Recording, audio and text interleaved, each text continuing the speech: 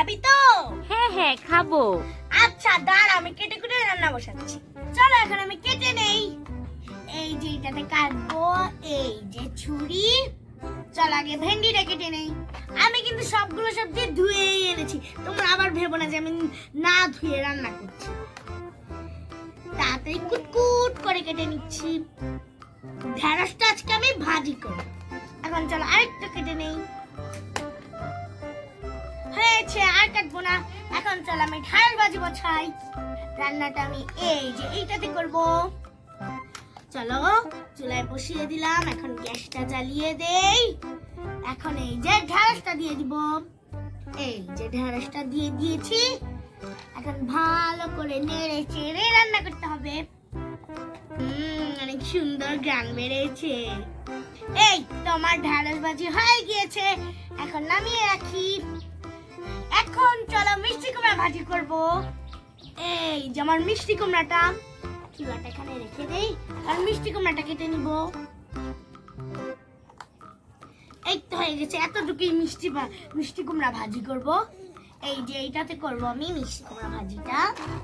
এই যে চুলাটা বসিয়ে তারপর কড়াইটা দিলাম। এখন আমি মিষ্টি কুমড়াটা দিয়ে দিব।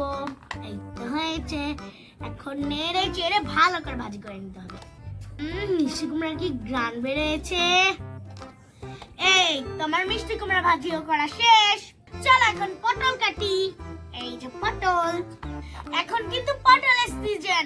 বাজারে সব জায়গায় এখন পটলই পাওয়া যায়। শুধু পটল আমি আজকে তরকারি রান্না করব। এই তো আর পটল কাটা শেষ, এখন পটলের তরকারিটা বসিয়ে দিব। পটলের তরকারি বসাবো এইটাতে। এই যে চুলাটা বসিয়ে দিলাম, এখন এটার উপর কড়াইটা দিয়ে চুলাটা জ্বালিয়ে দেই। এখন আমি দিয়ে দেব পটল।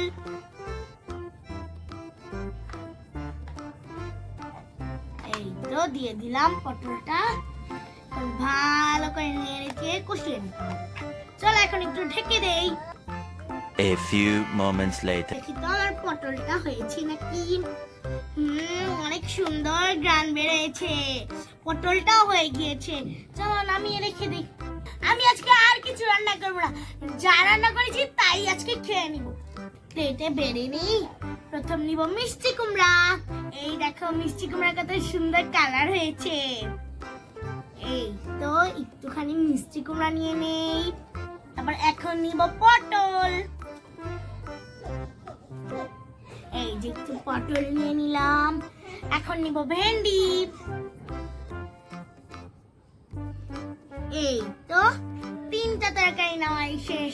চলো একটু টেস্ট করে দেখি। প্রথমে ভেন্ডিটা খেয়ে দেখি।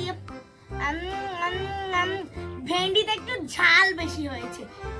এখন একটু মিষ্টি কুমড়াটা খেয়ে দেখি। মিষ্টি কুমড়াটা অনেক বেশি চিনি হয়ে গিয়েছে। এখন চলো পটলটা খেয়ে দেখি। পটলে নুন বেশি হয়েছে, খাওয়াই যাচ্ছে না, একদম নুন কুটা লাগতেছে। বন্ধুরা দেখো রান্না করতে গিয়ে আমার রান্নাঘরের অবস্থা কি হয়েছে। তাহলে আমি এই রান্নাঘরটা গুছাই, তোমাদের সাথে আবার কালকে